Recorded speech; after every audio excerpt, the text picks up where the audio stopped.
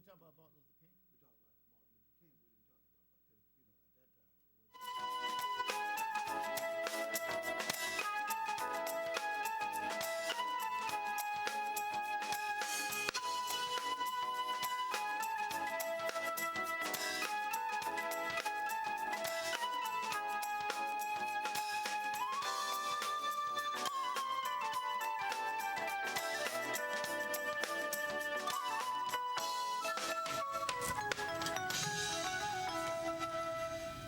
Hi, and welcome to the show. We thank God you can view the show whether it's in your living room, your bedroom, your kitchen, or any other area in your home. We're excited to bring you DAP Ministry presents.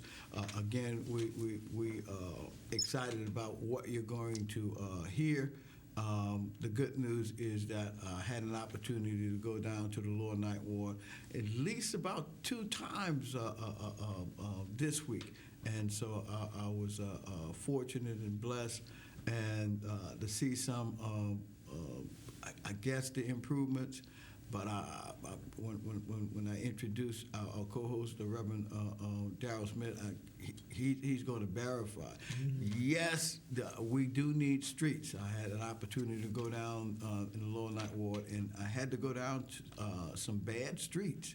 And I won't say what the street was, but visiting one of my relatives and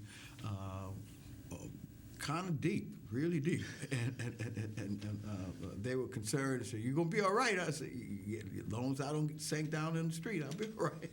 So we know that the streets need to be improved, not only in the Lower Ninth Ward, but also all over the city, and we thank God that the city is doing some improvement. There are some businesses down there, but there are some businesses that need to come back or restart some businesses. So we just thank God that we can just travel on our streets. But be careful, because all of our streets are not fixed. Again, we thank God for our co-host, the Reverend Darrell Smith. He's going to talk about something like that, but we do have another subject. But Reverend Smith, yes, sir. You're absolutely right. I've been watching people. You said somebody ran over the new street, where they put that barrier, and I was watching somebody drive, and they didn't. I guess they're not used of it. Yeah, and so that new curb, and they rolled over the curb. Oh, it was a truck, so it was no damage and stuff like that. But I could tell that they wasn't used to it, because they probably turned too short. Right. Yeah. You know what? This reminds me of something. I saw this on a TV news broadcast. It's like a couple of years ago. As a matter of fact, it was a elementary, high school students had figured this out, where they made 3D speed bumps. The 3D speed bumps, as you approach the speed bump, it looks like it's higher? Yeah, it looks higher. It looks like a wall or something like that, like a barricade. And people slow down. But it's really... It's a normal size speed bump. And it's the illusion that you get, but it's a 3D thing. Now, of course, if you've probably gone there more than enough, you can probably speed through it. But when you first see it, and I saw it on TV, it's just so they just slowed down. Yeah, because it was just like at the military bases, have a barricade here, so you go around and everything, and it was so real, like, And I saw this on TV. It's like, wow, it looked like you're going to hit this big old wall, but it wasn't. Now that's one deterrent, more or less. The other deterrent would be with the infrastructure monies that's supposed to be coming in and everything. Mm-hmm. And we know that former Mayor Landrew, he's in charge of delegating where the money goes and everything. Mm-hmm. Hey, we need it here. All our streets. Yeah, most of them. But just a couple of weeks ago, my brother, give a shout out to Reverend Kermit Smith, mm-hmm. and he sent pictures to me and my sister. She's in Austin. Pictures of when we used to live downtown in the Lower Ninth Ward. I think I told you this. I'm not sure. Yeah. You went to McDonald's. Yeah. I know you went to McCarty, but I think didn't you have to go to McCarty? I went to McCarty, but after Betsy came, we moved uptown. Okay. And then I went to Tom LaFawn and Coyne. The rest is history, as they say. But he took pictures of where the house was, and it was just a slab. And my sister texts back, "What is this? Where is this?" And it was our old house at 1933 Charbonnet, and it was a brick house. But of course, Only thing left is the slab. and it's grass now because they took the slab The up. slab is gone. The corner grocery store used to be Galvez Grocery at Charbonnet and Galvez. Mm-hmm. As the song say, ain't there no more. Ain't there no more. Mm-hmm. So a lot of things have changed a lot, and that's downtown. Uptown, we're getting a little bit better, whatever like that. But let's talk about something, and let's delve into what this month is all about. Black History Month. February, shortest month of the, one of the shortest months. But that's not the reason why. Because we graduated from a week to a whole month. I know. Well, Negro History Week. They call it Negro History Week. That's right. George Washington Carver and Frederick Douglass. Frederick Douglass. They're born in February. That's the reason why it was celebrated. That's the reason why. Not so much because of the shortest month. Because I have to say it like this. I hear that all the time, and I know you was being. No, I was being facetious. I know you was being facetious, Yeah, but yeah. I like to say it like this: that Black history is being done every day. 365 days a year. 300? Yeah. Sound like a commercial. It's being done every day. In fact, here we are in the year 2022, and there's still things that we as Black people haven't been the first of. We haven't got the first female Supreme Court justice, for the Supreme U.S. Mm-hmm. We haven't got the first this, the first that. So we still have a lot of firsts to do. Okay. Whether it's a Black woman, a Black man, a person of color. We still have a lot of firsts to do. And I was looking at a newscast again, and it was talking about how this is year 2022. Right. And the lady was saying, I'm tired of hearing about the first, because we should have been the first, whatever like that. But then again, we still have a long way to go. And so that's what we look at this month. Right. Well, is it just about just being the first to do something, or is about really equality and equity in everything, male and female, and opportunities? I know you've been paying attention to the NFL. Mm-hmm. And in the NFL, I think now there might be at least 2 Black NFL coaches, mm-hmm. and the disparity is so great because there are 70% of the athletes that are in the NFL are African American, right, or of color, and so the issue is not, I think, a first that will probably come is that there are no Black NFL owners. I was going to say that. Yeah, and so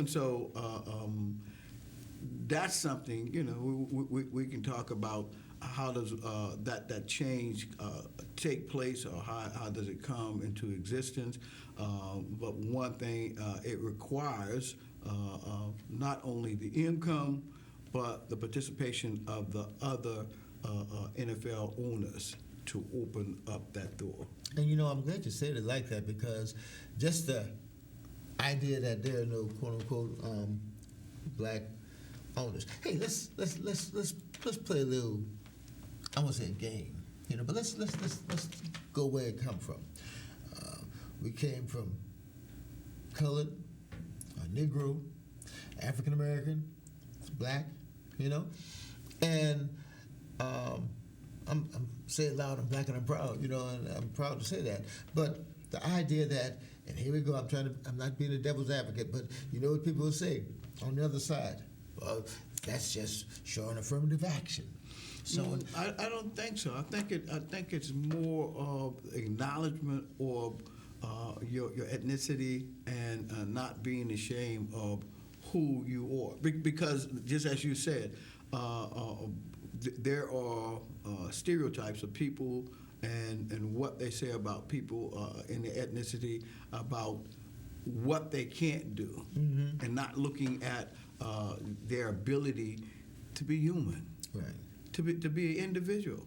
And so until we get to the state where we understand it goes beyond the color line. Right. But the door should be open that different colors used of individuals can have any opportunity, not only in America, but also in the world, and it has happened. Right. If you check history out, you'll find out that there have been different ethnicities that have been in government, have did inventions, technology. You know for a fact that a lot of people equates Eli Whitney for doing the cotton gin, Right. and when in actuality it was his Exactly. slave, Mm-hmm. his Right. slave that did it, the technology and everything like that. But they would not give him credit for it because he was a slave. What about Alexander Graham Bell with the telephone? You know, it wasn't him that necessarily invented it. Hey, Watson, on the other end, it was Right. Watson. You know. Well, the issue is that I guess giving credit to people that deserve the credit. I don't know if it's just a financial thing that people are interested in and saying, well, I wouldn't give it to him because he wouldn't know how to deal with the royalties of that. I think it's a question because even in our state there was an African American that they would not. I think he was credited to have really did the prototype for the helicopter. Mm-hmm. But I don't think they would receive his patent for it, and so somebody else pick it up, and that's the danger. The danger of for anybody, be careful the information that you give out if it's not trademarked, if you have not patented. Be careful because invention is an opportunity that somebody says, well, you fry chicken, right? I'm just using that as an example. I understand. And somebody says, yeah, I see the seasoning and I see the batter and stuff. I can improve it by just adding one thing. And so with that, you can say, hey, man, I got the best chicken in the world. Mm-hmm. From that one ingredient, and right. You may not let nobody know that one ingredient. Mm-hmm. But you know what? You're not making me hungry. We could talk about some more food too. It's almost time for us to go to a break. But I have some more questions for you in dealing with that because in celebrating Black History, we should encourage the African American community about the achievements that African Americans have contributed to not only America but also to human society, and we should be not only celebrating that but encouraging others to celebrate some of these modern achievements, so people can go forward and understand we have to come together for the purpose that we live on this earth. Yes, sir. Whether you want to go to the moon, whether you want to go to Jupiter or any other place, or Mars, learn how to live here. Yes, sir. Before you even go anywhere else, and that's a biblical principle. Yeah. We're going to go to break, but we want to thank Reverend Smith for his contribution as an African American in his community and doing the work, and not only doing the work but preaching the Word of God. Stay tuned. We'll be right back.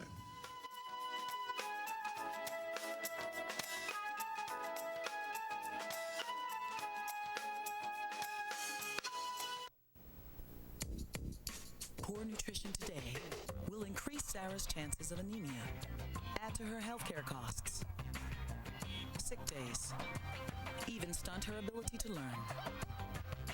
And the thing is, Sarah's not even born yet. Get proper nutrition before it's too late.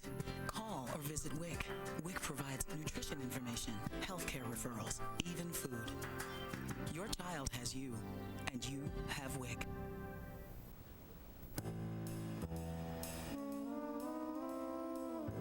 Mrs. Johnson, good to see you